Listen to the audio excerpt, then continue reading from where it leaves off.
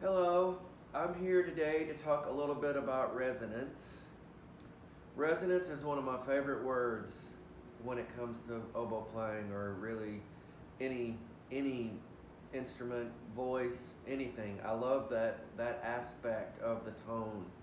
It's what I consider ringy. Um, it's like when you have a handbell and you ding the bell and the dinger in there hits the metal and then the metal continues to vibrate. It's resonating. So resonance is an aspect of the tone that I think is really important. Um, to me, it's the shiny outer layer of the sound. If you think about having a core to your tone, and then you have a layer around that. There are actually many layers in my mind in the tone, but the layer around that would be, I guess, a layer of smoothness or focus. But then on top of that, you've got this outer layer, and it's like the shiny layer. It's called resonance. So it's something that I listen for in my sound a lot because it's one of the things when I love the way someone plays, it's generally the resonance that sells me. So resonance is very important, not just for beauty, but it's very important for projection. As a matter of fact, Tabuteau said that projection is the amplification of the dolce tone. And I think that it all comes down to resonance. So if you can, in order to take a sweet, soft sound and amplify it or make it louder or bigger, you're going to have the resonance. That's the only thing in my mind that can get the sound out. So when I'm playing a reed that I feel like I'm having to hold on too tight, um, and I can't let it vibrate enough, I'm having to work really hard to get my sound out into the hall. But if I have a reed that's more stable and I can use my air more than my lips, I feel like I can get a lot more resonance in my sound, and I feel like it instantly projects. As a matter of fact, I've received more comments when I thought I was playing on a dead reed and I was worried about getting my sound out because I was trying to let it vibrate and resonate as much as I could.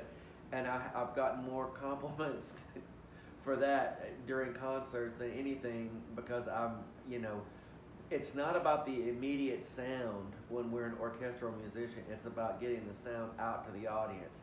That's the job of resonance. So I'm gonna try to play just an example of what I would consider an okay sound, but it's not resonant. So you might say that this is a dead sound.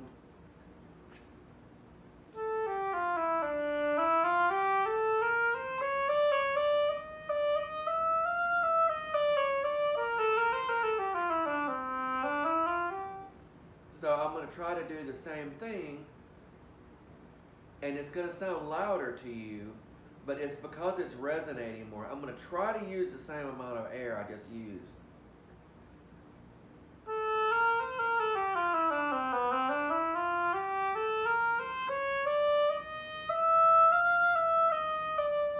So I feel like I'm working about the same amount during those two ways of playing, but I feel like that second sound has got a lot more ringiness in the sound. I feel like it would travel better, and it's a more pleasing sound in my mind.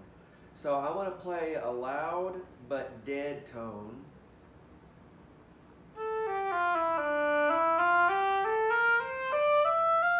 And I'm going to try to put the same amount of energy in, and I'm going to just let the reed vibrate more. In other words, less lips, more air.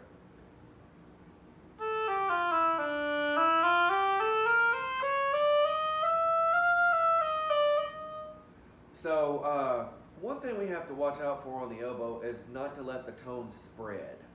So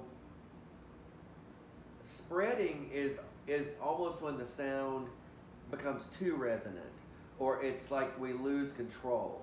So I'm going to play a dead tone, a resonant tone, and a spread tone on my favorite note, which is half whole E flat, because that's the note in my mind that has the most natural resonance on the oboe, either D or E flat. So dead tone,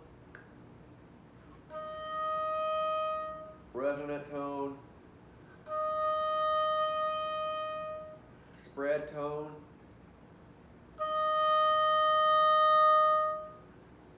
so we have to kind of rein in those corners of the tone when we're playing in order to so that the tone won't spread on us.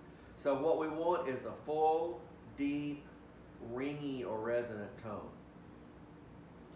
So resonance is very dependent on proper embouchure and a proper way of knowing how to focus your air. So I've made separate videos for those things.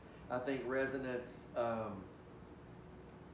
is kind of the culmination of everything being right at the same time. You've got to have a stable reed, you've got to know how to focus your air, and you have to know how to hold the reed correctly with a proper embouchure.